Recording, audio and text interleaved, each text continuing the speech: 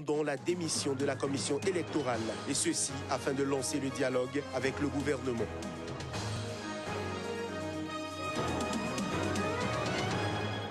Au Niger, le président de la Haute Autorité de lutte contre la corruption a écrit au secrétaire général de la Confédération nigérienne de travail. Objectif, pallier aux difficultés de maîtrise des effectifs dans le secteur de l'enseignement. En République centrafricaine, faute de ressources financières conséquentes, la presse privée indépendante peine à tirer son épingle du jeu. Le point de Hubert-Marie Diamoni à suivre dans cette édition.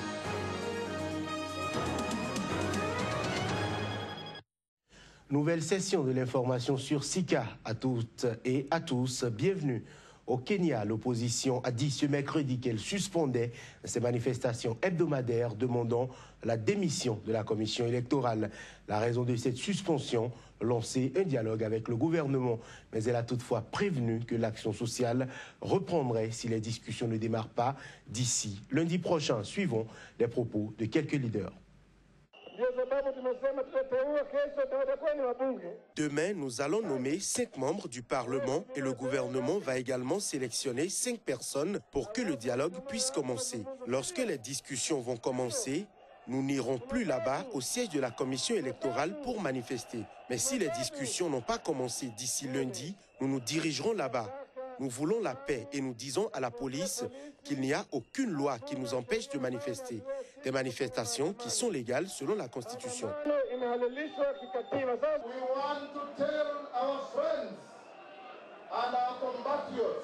Nous voulons dire à nos amis et nos compatriotes que notre volonté de dialoguer en tant que nation, notre volonté de lancer un débat national entre les leaders de l'opposition et les leaders du gouvernement n'est pas par faiblesse, mais par patriotisme.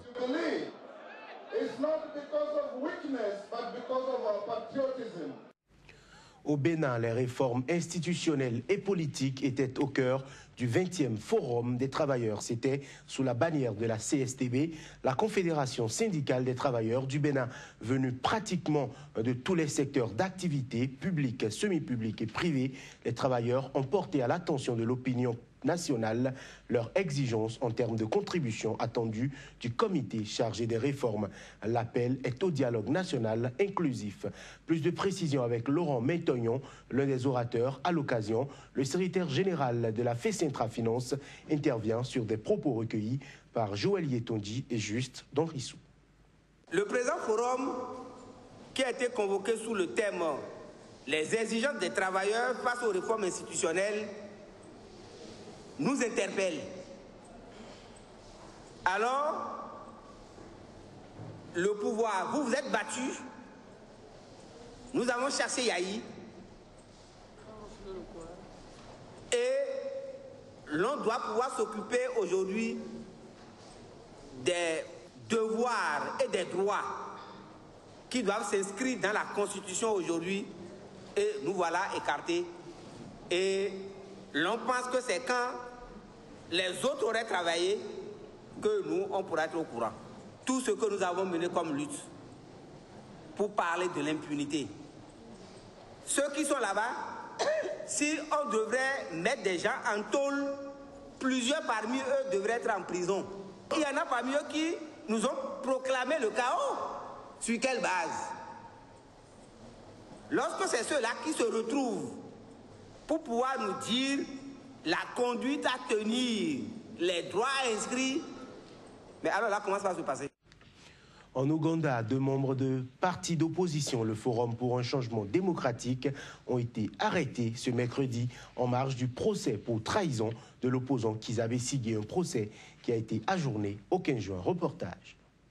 En raison de l'absence du principal accusé, le procès a dès lors été rapidement ajourné au 15 juin, date à laquelle le juge James Erimi Mawanda rendra une décision sur une requête du procureur qui souhaite que les prochaines audiences soient organisées dans la prison de haute sécurité de Luzira à Kampala où est détenu Kizza Besigye. L'opposant qui conteste la réélection en février du président Yoweri Museveni, au pouvoir depuis 30 ans, avait été interpellé le 11 mai après avoir organisé avec son parti une prestation de serment alternative lors de laquelle il a été intronisé président. C'est sous les huées des partisans de Besigye présents au tribunal que le juge a annoncé qu'il rendrait le 15 juin une décision sur le lieu où il poursuivrait les audiences.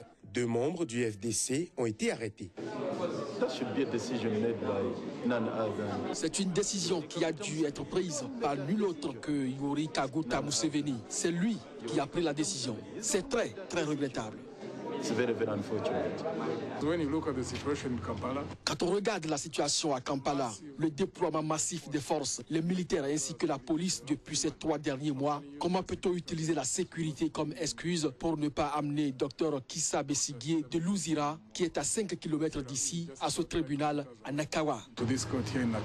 La trahison est théoriquement passible de la peine de mort en Ouganda, mais c'est une peine de prison à vie qui est encourue, le pays n'ayant procédé à aucune exécution depuis des années. Besigye a déjà été inculpé de trahison en 2005, mais les charges contre lui avaient finalement été abandonnées.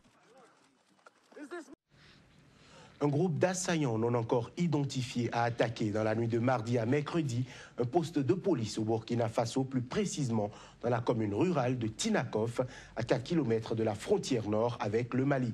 Pour les autorités du pays, il pourrait s'agir d'une attaque terroriste. Le bilan, pour le moment, fait état de 3 policiers tués. L'information a été donnée ce mercredi matin par le ministre d'État, ministre de l'Administration territoriale et de la Sécurité intérieure, Simon Compaoré. Je viens d'être informé donc par les services de sécurité que nous avons fait l'objet d'une attaque. C'est dans le Sahel, précisément dans la commune donc rurale de Tinakov.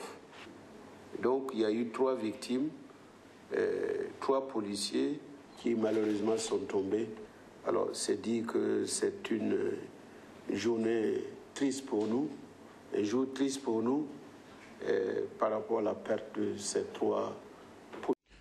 Je l'annonçais en titre au Niger, le président de la Haute Autorité de lutte contre la corruption et infractions assimilées a écrit au secrétaire général de la Confédération nigérienne de travail. Il informe qu'un contrôle exhaustif des enseignants contractuels sera mené par son institution en collaboration avec les inspections générales en charge de l'enseignement et la gendarmerie.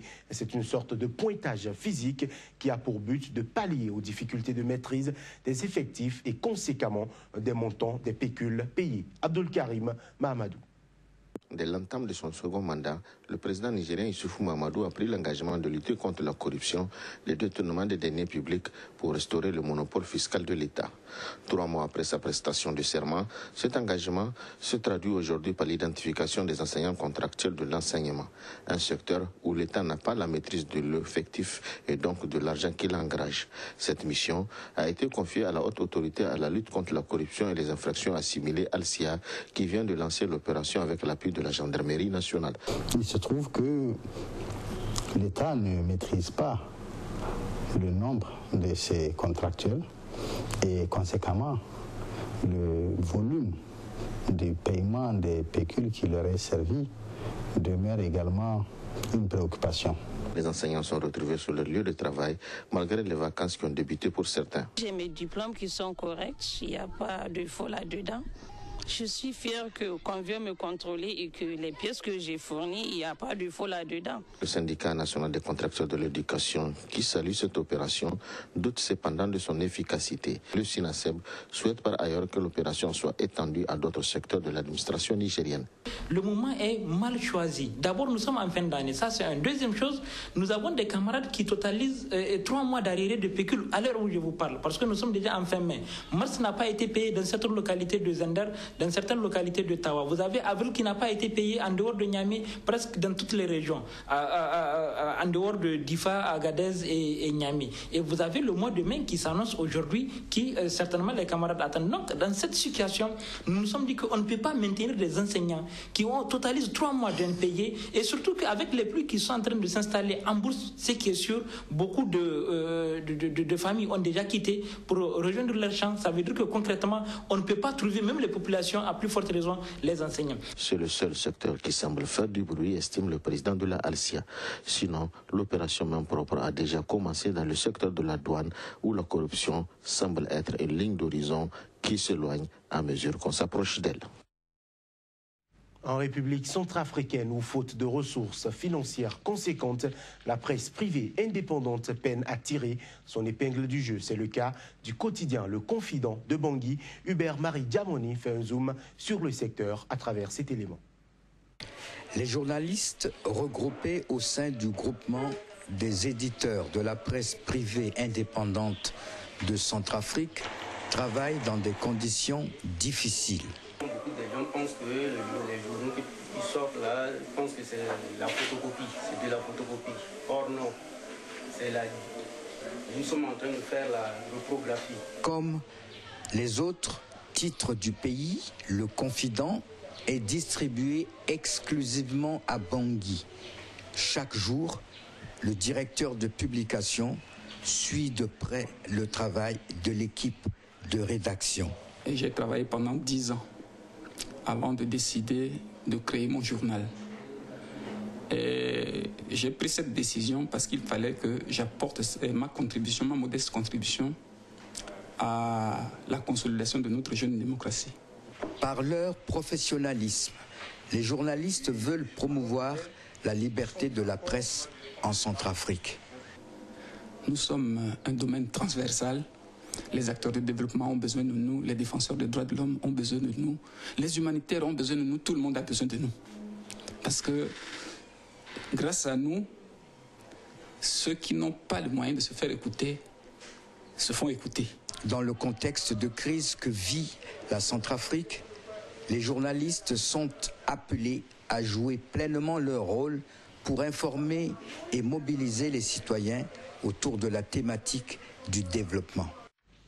Au Gabon, pour finir, le canton de Dikoka, dans la province de la Ngounié, célèbre ces moments. Les cadres de cette bourgade, située à 500 km au sud de Libreville, ont choisi le jour de la fête des mères, dimanche dernier donc, pour sensibiliser leurs fils et filles sur les programmes d'égalité des chances et agricoles d'Igraine du président Ali Bongo Ondimba. Reportage, Paul Avugundila. La fête des mères a donné lieu à de belles réjouissances pour les filles et fils du canton d'Ikoka. Nous sommes bien au cœur du Gabon, dans la province de Langounié. Les organisateurs ont choisi de joindre l'utile à l'agréable. D'abord l'utile avec la sensibilisation des convives au programme Graines et d'égalité des chances initié par Ali Bongo Ondimba, le président du Gabon. Les programmes suivent régulièrement leur cours pour le premier et bouclent sa phase expérimentale pour le deuxième. Les experts invités ont édifier l'assistance sur la nécessité de l'adopter et surtout de s'y mettre tout de suite. Les objectifs de Graines sont clairs. Il y a la création des emplois, 15 à 20 000 sont visés d'ici 2025, mais je vous assure qu'aujourd'hui, sur 5 provinces, on est à pratiquement 12 800 emplois déjà créés. L'agréable, cette fois marqué par cette prestation des danses du groupe Bouété, du nom d'un rite initiatique du Gabon. Le message de l'honorable Nkero Mounioko a fixé définitivement les invités sur les enjeux de l'heure. La fête s'est poursuivie tard la nuit. La difficile séparation des fêtards n'a eu pour seule motivation que le fait de se préparer pour sensibiliser les indécis et les perdus de vue à rallier le camp d'Ali Bongo Ondimba pour poursuivre son train de réforme, notamment l'extension du programme d'égalité des chances et Graines qui a pour objectif de fixer définitivement les populations dans leur terreau. Voilà qui met un terme à cette édition. Agréable journée à chacun et à tous.